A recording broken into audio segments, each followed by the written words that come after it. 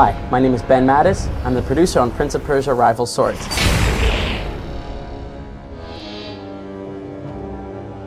It's extremely intuitive to control the prince with the nunchuck while simultaneously controlling the camera with the remote. All of the camera controls are accessible on the remote.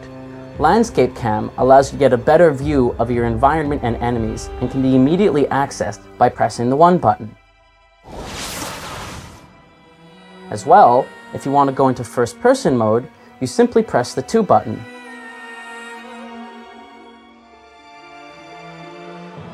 Once in first-person mode, the D-pad allows you to look all around in order to better spot your foes.